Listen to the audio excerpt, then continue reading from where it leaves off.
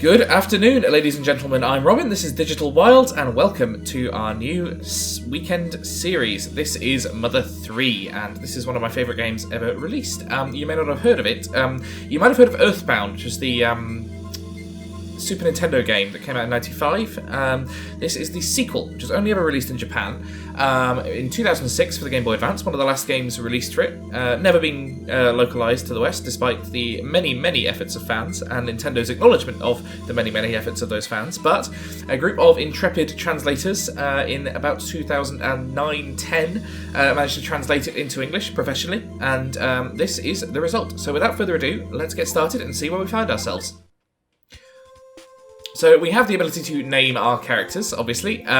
This being an Earthbound game, this is rather part of it, but I think I'm just going to go with the defaults because it seems only fitting, given that this is a fresh playthrough for those of you who might not have seen it before, as it is a slightly underappreciated game. So our main protagonist is Lucas, his brother is Klaus. This is their dad, he is Flint. Mother is Hinawa. And their dog is Boney. We're also going to come up with our favourite homemade food. I will, go with the default for this, omelettes. And by the way, if you don't care multiple times, it sort of flips through. So I might pick a special one of these. Favourite thing is watering. Why not? Love me some flowers. Okay, we get ourselves a couple of options here for the game. Going to go with fast text speed, so I can read the dialogue to you slightly quicker. And window colour. What do I fancy? I rather like peanut. Let's go with that. Gives it this kind of earthy tone, which I think is relevant to particularly the opening stages of the game. So, here we are. These are the Nowhere Islands. And we've got some rather jazzy music to introduce us.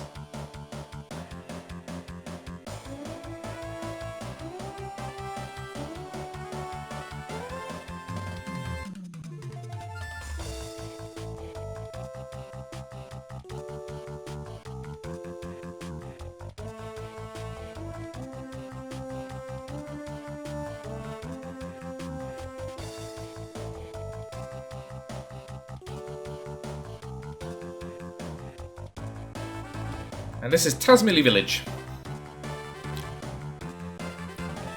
Knowing my knowledge of the Japanese language as far as it goes, that must have been a hell of a thing to translate.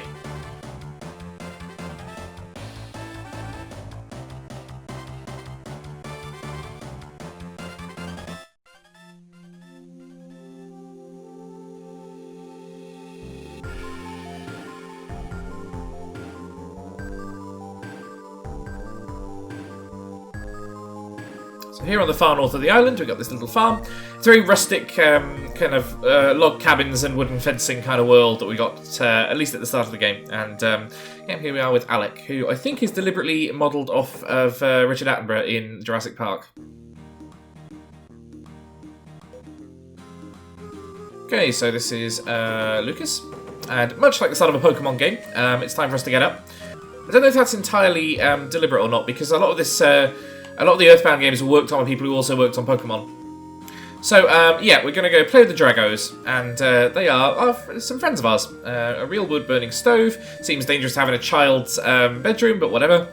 And plenty of stuff to interact with, and these rather lovingly crafted pixel art here. They don't use the isometric perspective of Earthbound, which I think is a good choice. I think it gives it a certain realism. Oh, yeah, gotta go get changed. Okay, so we're in our now classic outfit, obviously having been used in the Super Smash Bros. Games since at least Smash Bros. Brawl. And if we hold down B and then release, we can run in a particular direction until we hit something. So you'll see what I mean about Alec here. Looks like he's going to show us some dinosaurs, and I think that is a deliberate nod. This is these games are very pop culture heavy. Well, today's the day you head back home. I'm going to miss you guys. Okay, so we can listen to what animals think, which is rather sweet. So this is apparently the worrying pig. Okay. All cows, no matter what they're thinking, go moo. Good advice. Okay, and most of these animals are just cosmetic, but there is a particular animal around here who will be relevant to our exploration. It's this frog. A story is a series of memories. Memories are remembered with other memories, and in turn become memories themselves. If you don't take care to preserve your memories, you'll forget them. So please tell us, frogs, your memories of everything so far. This is what people refer to as saving. So yeah, we use frogs as save points, and we will have a bit of an overwrite of a previous save file there. I was just testing the game out to see how it went.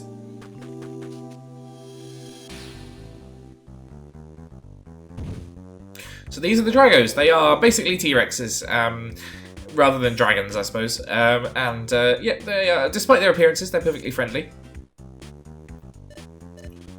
So our brother Klaus has been, ramming into them. Let's, have a little play fight with them. And it just shows the running command. Now, I actually do know how to run into things, Alec, because I've played this game before, but we'll go through the, imagine such a thing as a B button. There's a little bit of fourth wall breaking in this game, but not a huge amount, just the occasional thing.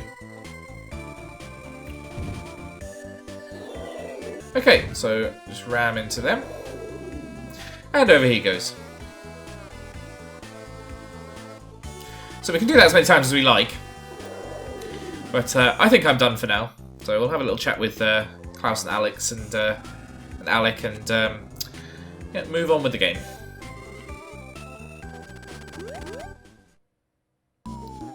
So yeah, this little mole cricket wants to have a go, and we will take care of it accordingly. So we get our introduction to the battle system. This is basically the same as Earthbound, where you choose an option from a menu, you go in turns. There's a little bit of an additional minigame to this where you can get extra attacks in by hitting the A button in time with the music. Now that's quite hard to do, but I'll give it a go.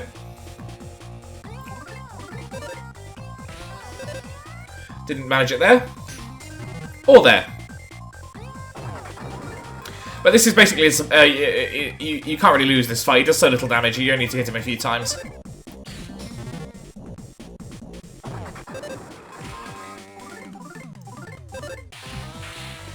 And there we go, Mole Cricket's down, and in traditional RPG style, we got ourselves some experience points, in this case only 2.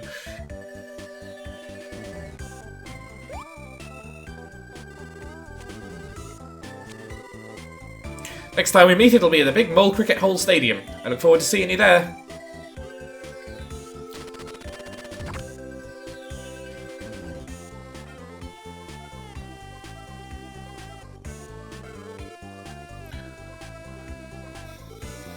So, our mother's got lunch ready for us, and I think that's it for the kids for now.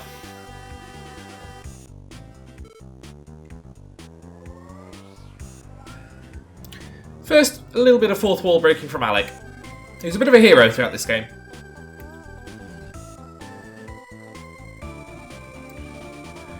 So he's just telling us how to save. Now time to get back to the story.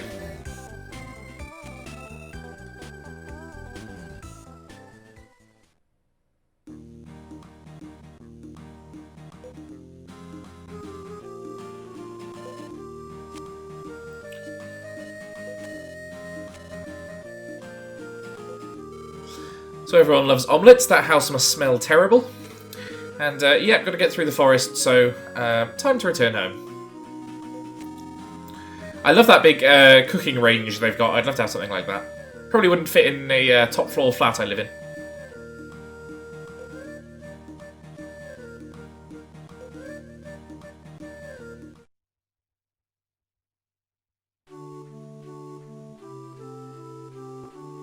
Okay.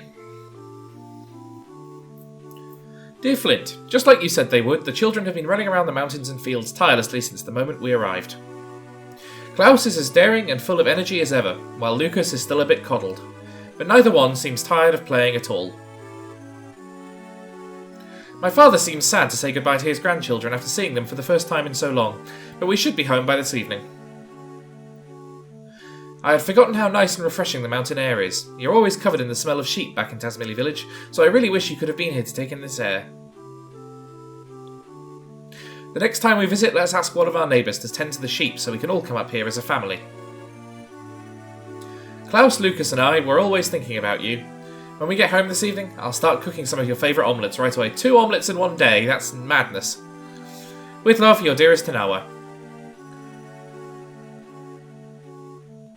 This game does some lovely things with audio, as you'll hear in a second with regards to this music.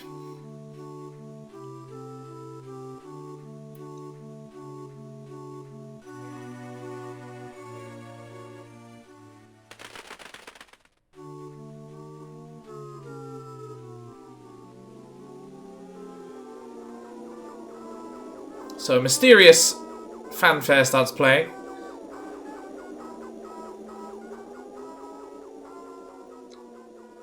And that is a mystery. I wonder who that could be.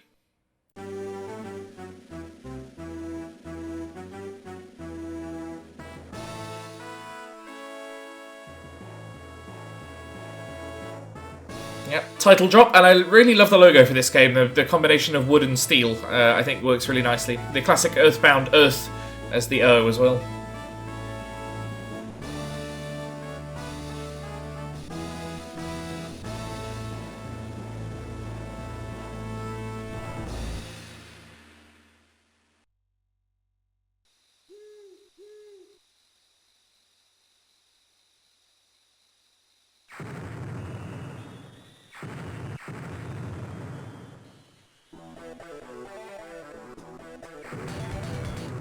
So as you might gather, one of the themes of this game is the destruction of nature by technology, and yeah, the bombing of the forest is the first instance of this.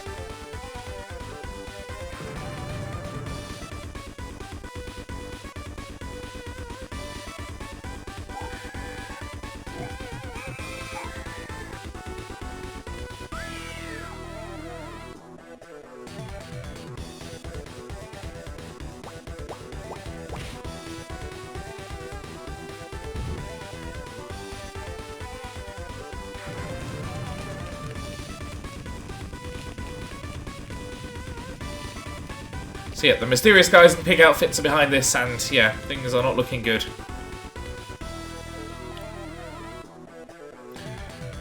The animation on Thomas's legs here is quite brilliant.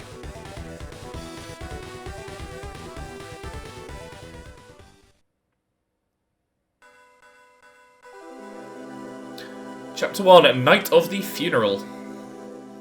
Which rather gives the game away as to the contents of the chapter, but we are where we are.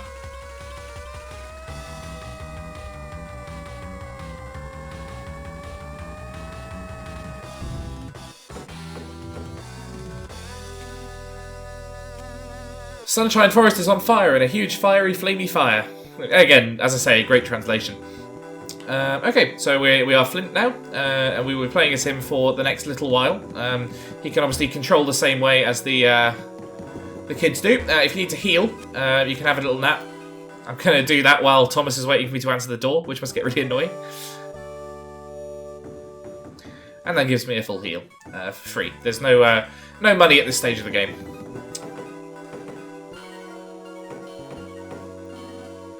So, yep, the forest is on fire, and it's our job to put it out, I guess. Despite the fact that Thomas is the fire warden, so you'd have thought could have done that himself. And the doorknobs come off. Bad times like this call for reckless nice guys like you. Please come, Flint. So, yeah, he's a little bit, everyone's a little bit needy in this village. They're not very good at taking care of their own needs. This is a sort of subtle thing you'll notice throughout.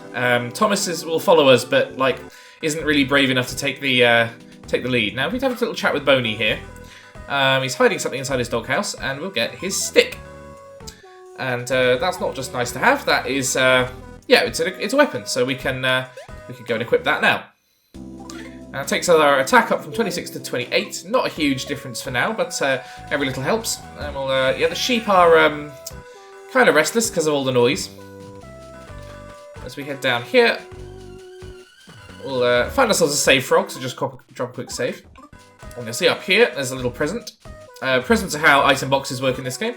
Some nut bread, that I think heals 30 HP, so a nice little healing item. I like getting the potion at the start of Pokemon.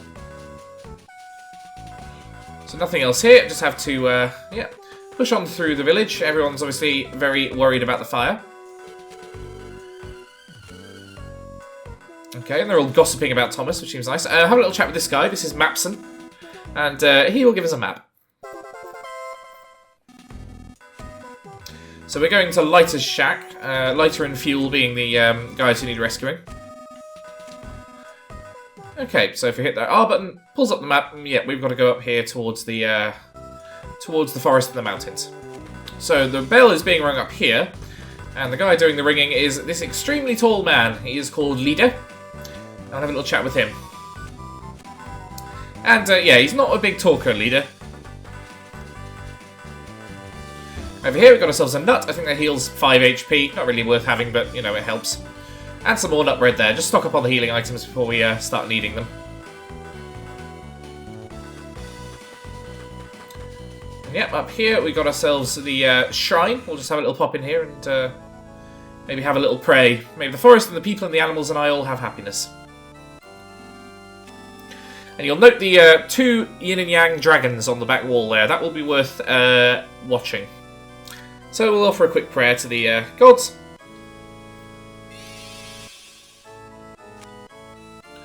The name of the person playing this game? Well, I'm Robin, so I won't answer with something silly. And you'll note there's no don't care option in this game. You need to enter your actual name, or at least one you make up.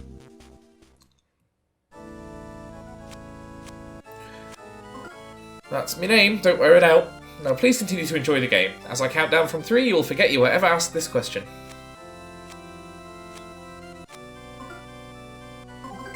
And there we go. So, had our prayer, and now let's go see what's happening up here. I think lighter and fuel are still stuck inside the forest. Don't worry, I'll hold back these rubberneckers. You just hurry and find them. Okay, so yeah, with the roaring of the fire, and this guy with the LGBT flag hat. I thought I saw someone as manly as me walking this way. So he's got a sensitive throat and can't continue any further, so I can have this cookie instead. There we go, so an extra item, but again, an extra example of the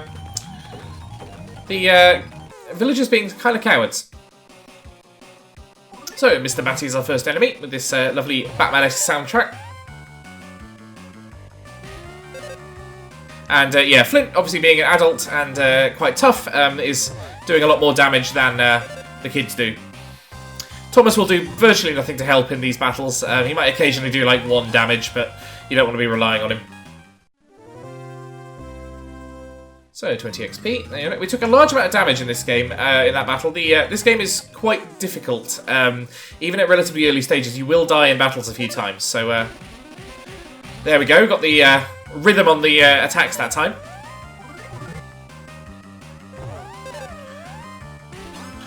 This isn't Paper Mario, so you can't guard against attacks in the same way. There is a guard command, but like there's no sort of context sensitive on the defense. It's all on the attack. So. The Ares bracelet, that's our first bit of armour for the game. Can pop that on there, so it takes our defense from 22 to 25, not nothing. And before we go and deal with the hut, let's go over to the hot springs here. We can dunk ourselves in here, and if you wander around for a second, that lets you have a full heal. This is a very slowed down version of a song that appears elsewhere in the game.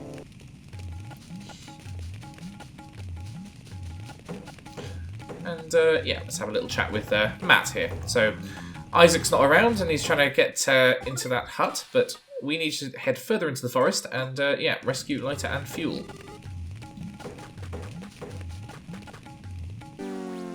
Ah, and I managed to... So if you get attacked from the wrong angle, this is a bit like Paper Mario in that respect, enemies will get an attack in on you. But if you can get up behind them, you'll do an attack on them to get some free damage in. This here is Bronson, who I think is a reference to Charles Bronson, and yeah, he's been taken out by the smoke. Now he's relatively brave. He tried to go in and rescue them, but was not able to do it. Now you can put out these fires by running over them, but it takes damage. It makes you take damage, so I'm not going to be doing that. I seem to remember this hidden item box around here, but yes. So one of the pig masks is lurking in some capacity.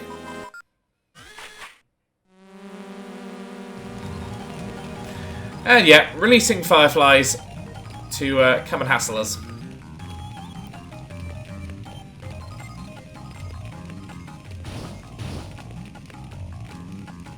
Now, knowingly we can't get past that big fire yet, so we'll just have to continue up here and hope that the Fireflies don't get us too badly.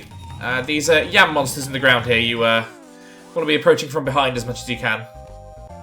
So we get ourselves a free attack, and getting 2 hits there.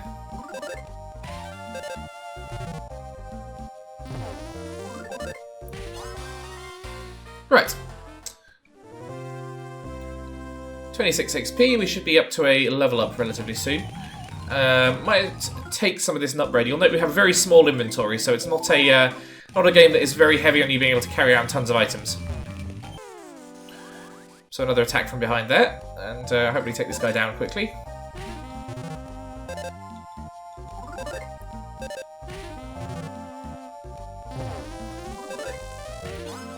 A smash attack is a critical hit in this game, and obviously as your luck stat goes up, you'll get more of them. So, get ourselves a level up.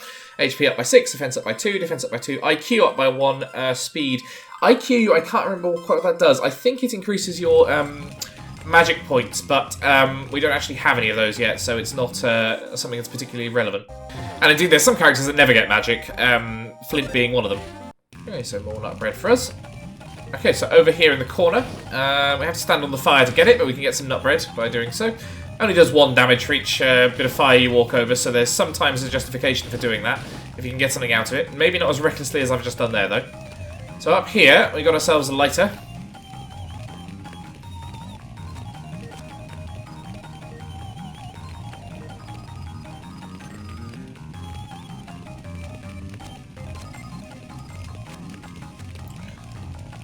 So yeah, Lysa's been trying to take out the Fireflies, and looks like we're going to have to take up that task now that he's been knocked down. Going around the forest, lighting fires. Never mind that, fuel's still at home. So first things first, I need to pick up Lysa's lumber, which is our new weapon, and it will do significantly more damage than the stick, up to 34 offense from 30. So, got to charge in here and take out these Fireflies.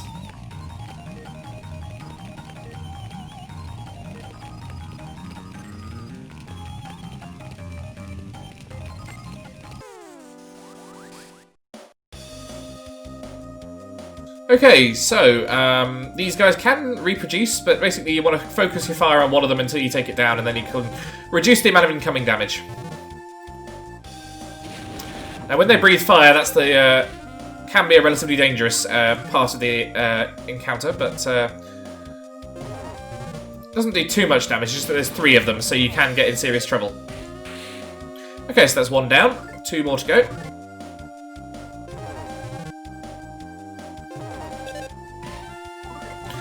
What I really enjoy about these backgrounds, by the way, is that a lot of them are procedurally generated. There's a sort of pattern generator within the game that can come up with hundreds of thousands of different ones. Now, obviously, this is a fixed one because it's fire, but in general, you'll be looking at some nice scenery behind every encounter.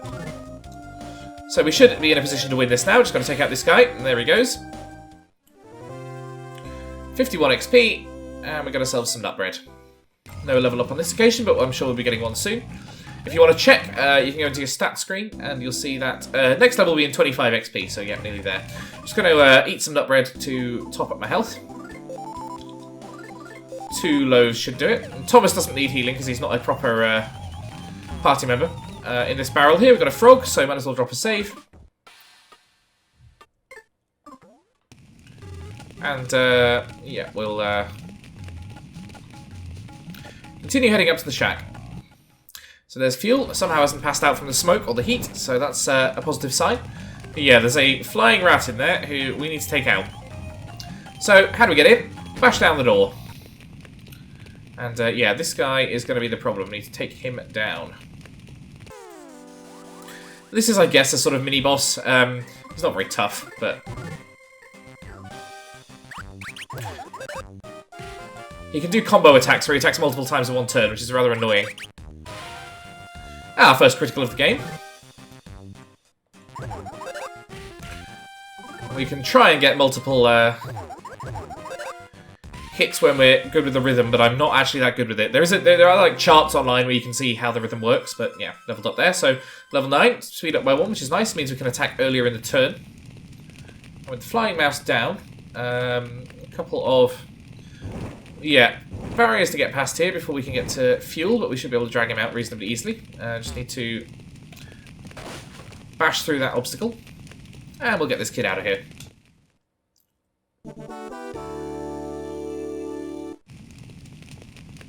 Right, come with me, kiddo, in your rather natty baseball tee. Yeah, this place is coming down. Let's get out of here.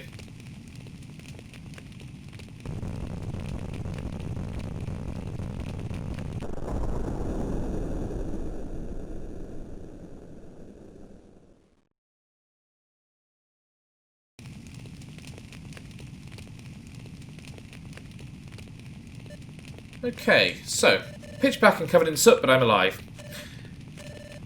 And, yes, we've this rather nice alternate sprite from being covered in collapsed house, which I don't imagine your dad is going to be particularly happy about, but, oh well, at least you're alive. So, drop a little save on the way out, now we've beaten the mouse, and, so straight back down here, dodge our way past the enemies, except that one, who I've managed to hit by accident. The yam monsters can't move, so it's very easy to get around them, but, fuel is actually relatively good. He'll give us good vibes and heal us up a bit, so... Okay, so I've beaten up a few more yam monsters, and we've made it back here. Just going to hop over to the hot springs and make sure we heal up, and you'll notice a rather nice little visual effect as we do this. So we'll go in here and wait around for the healing to take place.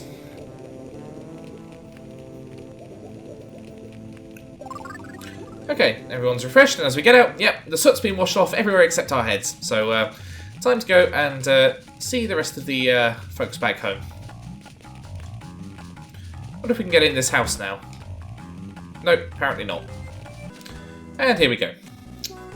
Pitch black and covered in soot, but you're alright. Being the responsible man I am, I managed to bring Lighter here. Hurry and let him see fuel. Okay, so Thomas did something mildly useful. Now, yeah, Lighter is not in a good way, but he is at least, you know, alive.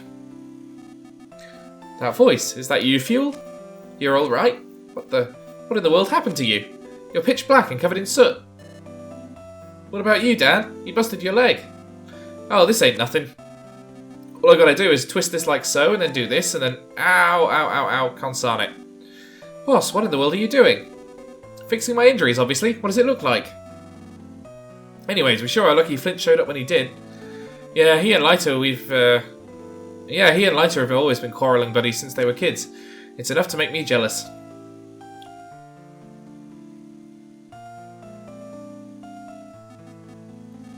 Thanks, Flint.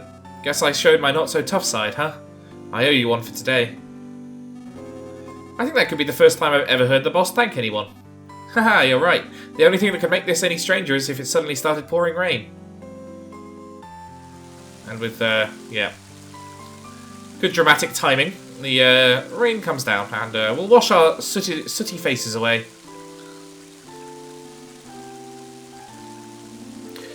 And happily, have a bit of an impact on the fire as well.